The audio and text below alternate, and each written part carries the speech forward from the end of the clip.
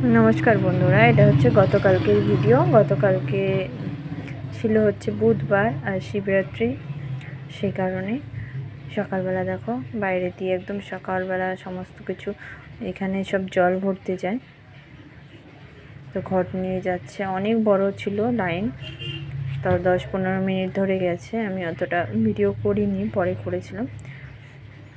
তো খুব বাজনার আওয়াজ হচ্ছিল, সমস্তটা দিইনি তোমাদের।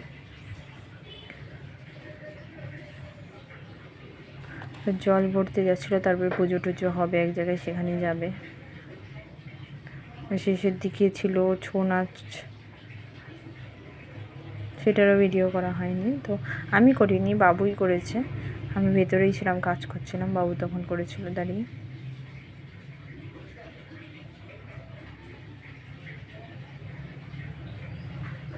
এরকমভাবে কাদের ওখানে হয় কমেন্টে জানিও অবশ্যই।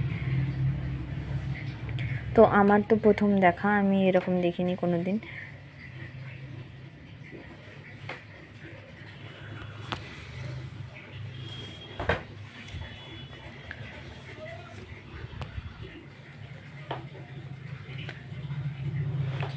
তারপরে আমি একটু গেছিলাম দশকর্মার দোকানে, তারপরে যা যা জল ঢালার জন্য যা যা লাগে সমস্ত কিছু নিয়ে এসেছি।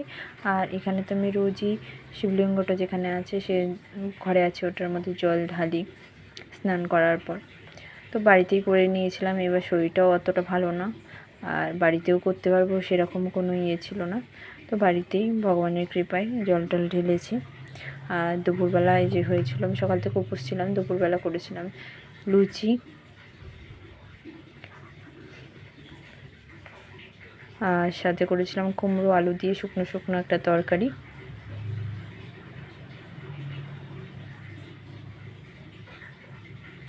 আর দুধ এনেছিলাম, যেহেতু বাবু বলছিল পায়েস খাবে, সেই কারণে গুড় দিয়ে পায়েস করেছিলাম। গুড়ের পায়েসটাই ভালো লাগে, উপোস করে হয়তো অন্য খায় না, তো আমি সেরকমভাবে করিনি দেখে এবার মন্দিরে গিয়েও পুজো দিইনি, সেই কারণেই করেছিলাম এবার।